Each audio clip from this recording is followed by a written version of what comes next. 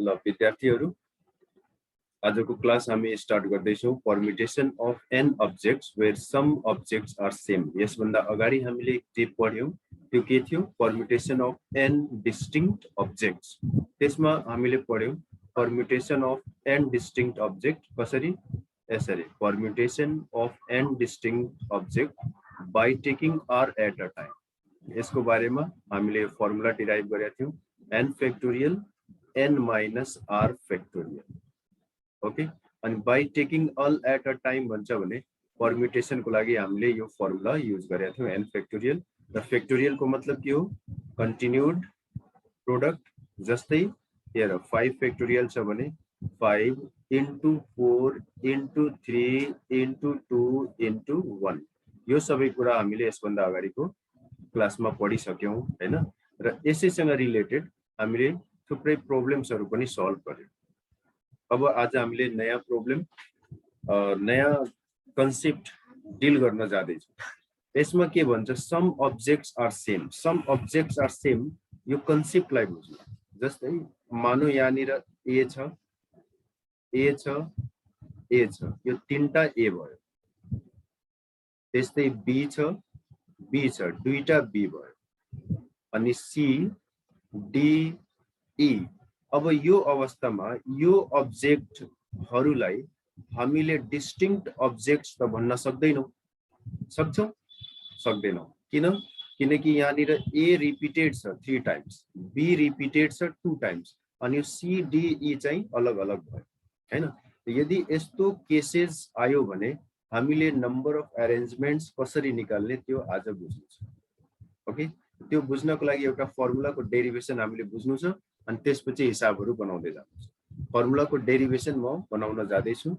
अब पहिला यसलाई इरेज गर्दियौ। ओके कुरा बुझ्यो होला। Where some objects are same भन्नुको मतलब हियर a 3 टाइम्स त यो तीनटै सेम भयो, b 2 टाइम्स यो दुईटै सेम भयो, c d e चाहिँ अलग अलग भयो। ओके ल अब यसलाई सुरुमा बुझ्दाखेरि अलिकति गाह्रो लाग्छ हैन। तर कोशिश गर्नु बुझ्न। हामीले के गर्छौं late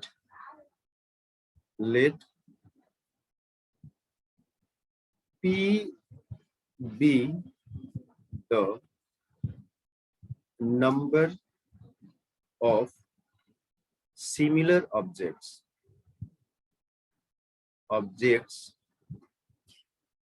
of same type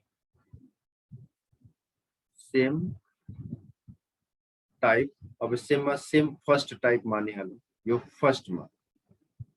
okay मतलब पहिलो जुन सिमिलर वाला छ त्यो चाहिँ np वटा भयो। त्यसैगरी q be the number of similar objects of second type। यहाँ सिमिलर लेखेपछि यहाँ सेम लेख्नु पर्दैन, यहाँनिर यही फर्स्ट लेख्दा हुन्छ है।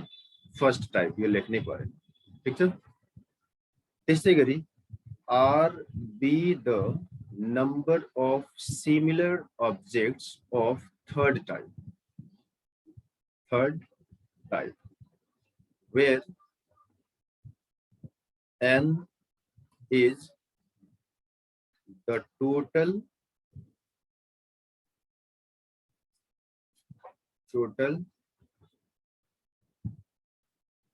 number of objects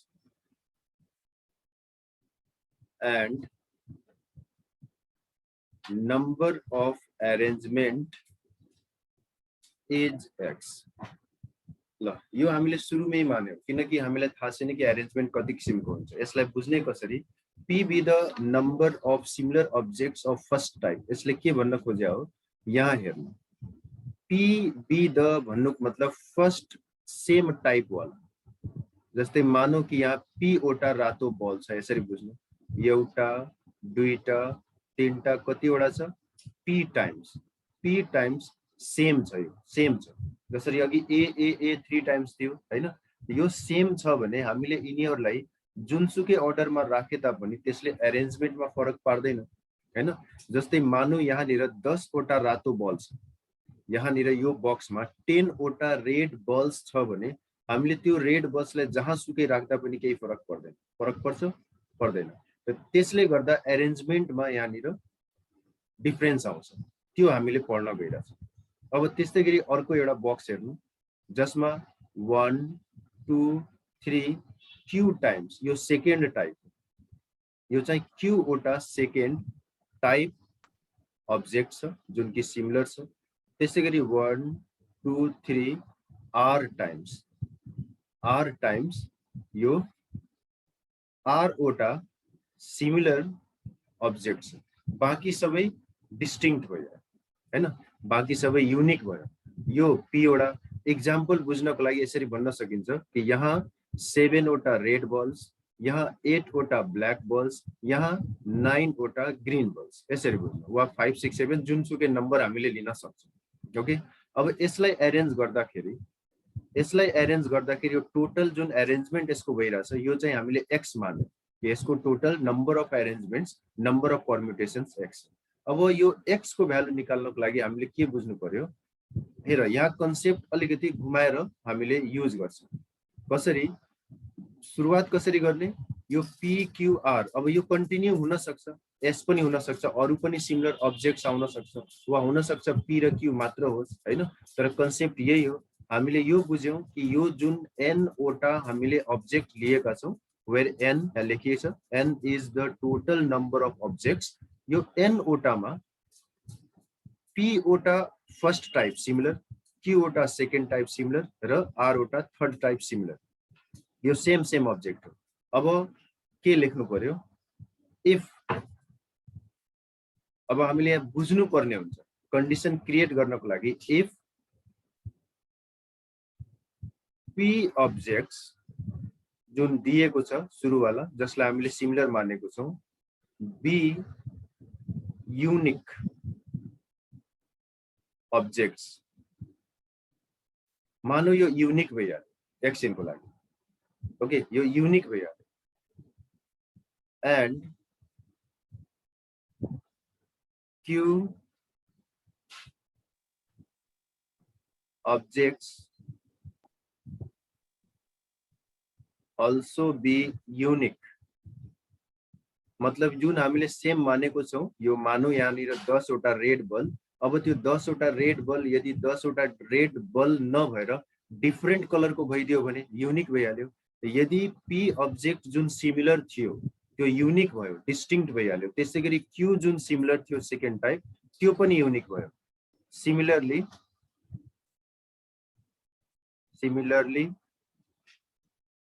are also be unique objects, then the arrangement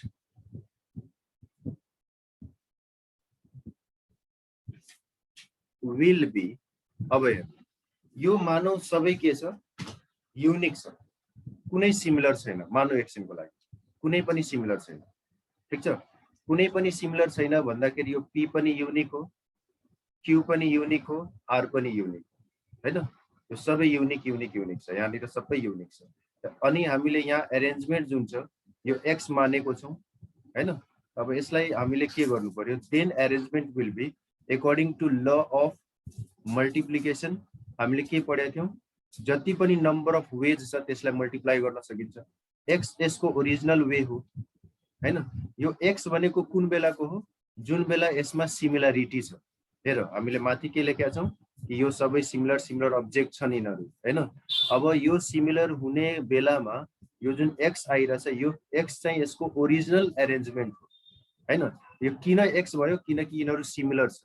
अब हामीले भन्यौ कि यिनीहरु सिमिलर छैन, यिनीहरु यो सब डिस्टिंक्ट छ, अलग छ।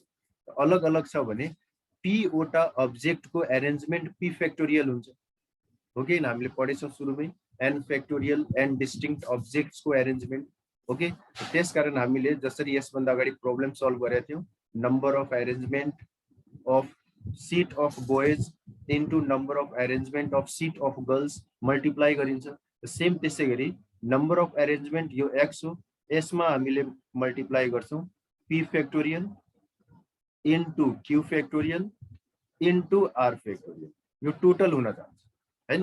अब हेर्नु, now this arrangement x into p factorial into q factorial into r factorial is equal to total object कतिवटा हामीले लिएका छौं यहाँनिर, where n is the total object। Okay, यो कुन बेलाको अरेन्जमेन्ट हो, जुन बेला हामीले p q r लाई डिस्टिंक्ट मानेका छौं। अब p q r डिस्टिंक्ट छ, टोटल अब्जेक्ट नै डिस्टिंक्ट भयो भन्नुको मतलब n ओटा जुन अब्जेक्ट छ यहाँनिर त्यो पनि डिस्टिंक्ट भयो। n ओटा अब्जेक्ट जुन हो त्यसको अरेन्जमेन्ट n फ्याक्टोरियल भयो हैन। तर रियल कुन हो अरेन्जमेन्ट, रियल त यो x न हो, यसैको भ्यालु हामीले निकाल्नु छ। त्यसकारण हामीले के पायौं, the required number of arrangement is n factorial by p factorial into q factorial into r factorial। This is the required formula to determine number of permutations of n objects where some objects are same। एकचोटी यसलाई बुझ्ने काम गरौँ सबैजना। So you might have understood the process। सबले पक्कै पनि बुझिसक्यो होला हैन, पक्कै पनि बुझिसक्यो होला हिसाब कसरी बनाउने। क्वेशन नम्बर 1 हेर, in how many ways can 4 red beads, जे दिएको छ पहिला त्यसलाई साथ।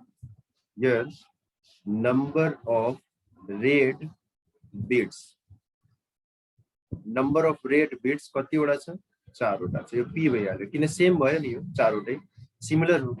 त्यसैगरी नम्बर अफ व्हाइट बीड्स कतिवटा छ, 5 वटा छ। यो 5 वटा व्हाइट बीड हो, कुनै डिफरेन्स भएन, सिमिलर अब्जेक्ट भयो। त्यसपछि के छ, blue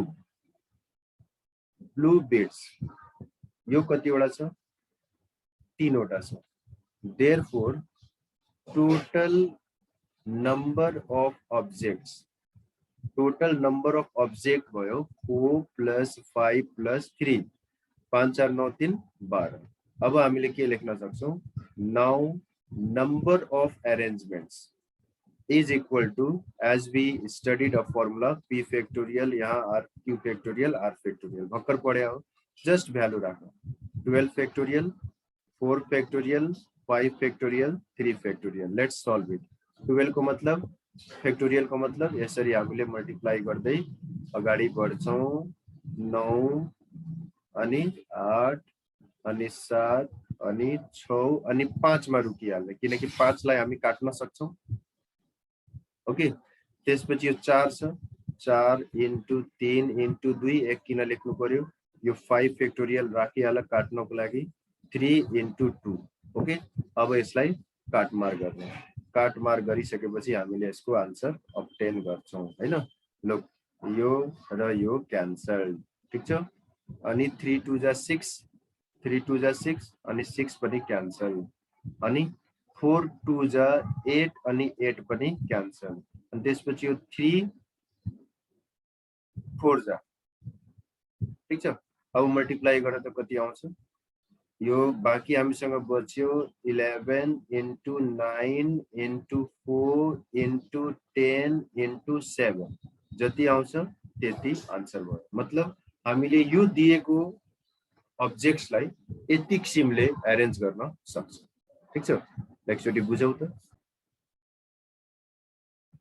let's solve this question. यहाँ हामीले के गर्नु छ, बुझ्नु छ। In how many ways can you arrange the letters of word, 3 वटा क्वेशन छ यहाँले। ओके, नम्बर ए लाई ध्यान दिनु। नम्बर ए बनाउँदाखेरि सबैभन्दा पहिले हामीले लेख्छौं गिवन वर्ड हो है, WO हो। वर्ड इज के छ, एलिमेन्ट, ELEMENT। यिनीहरुलाई अरेन्ज गर्नु छ। ओके, सबैभन्दा पहिले हामीले ध्यान दिनु पर्यो यसमा रिपिटेसन छ कि छैन। हेर छ, यो E 3 टाइम्स आएको छ हैन। हामीले यहाँ लेख्छौं हियर नम्बर अफ इज, यसरी लेख। कतिवटा ई छ, रिपिटेड भयो, यो सिमिलर अब्जेक्ट भयो, ठीक छ। अब अरु कुनै रिपिटेसन छ त्यहाँनिर L सिंगल हो, M single, N single, T single, केही गर्नै परेन हो कि हैन. So total number of letters भनेपछि n कतिवटा 1 2 3 4 5 6 7 वटा. Therefore number of arrangement is n factorial by just p factorial, किनकि अब q र r त यहाँ छैन हो कि हैन. जो रिपिटेड हुन्छ त्यसलाई हामीले p q r ले रिप्रेजेन्ट गर्दै अगाडि बढ्छ. Clear or not? लाइक हान्दै जानु 7 factorial by 3 factorial. अब यसलाई हामीले सल्भ गर्न सक्छौं हैन. जे आउँछ त्यो हुन जान्छ. यो a भयो. त्यस्तै गरी b मा हामीले हेर यो n छ, यहाँ पनि n छ, दुईटा भयो. त्यस्तै गरी यो t दुईटा भयो. त्यस्तै गरी यो o दुईटा भयो हैन. यो p q r को हामीले भ्यालु शो गर्न सक्छौं. ठीक छ. नम्बर अफ n लाई हामीले p ले इन्डिकेट गर्यौं दुईटा. त्यसै गरी नम्बर अफ t, यो t इज लेख्ने यसरी, यो कतिवटा दुईवटा. त्यसपछि o, number of o's p q r, यो पनि दुईवटा. टोटल नम्बर अफ लेटर्स अब पुरै काउन्ट गर्ने 1 2 3 4 5 6 7 8 वटा. Therefore number of arrangements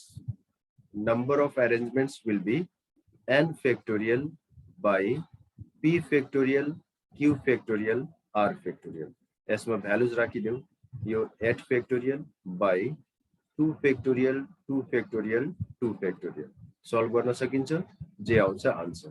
ल सबैजनाले एकचोटि यो सी नम्बर ट्राई गरौँ त. Give a try.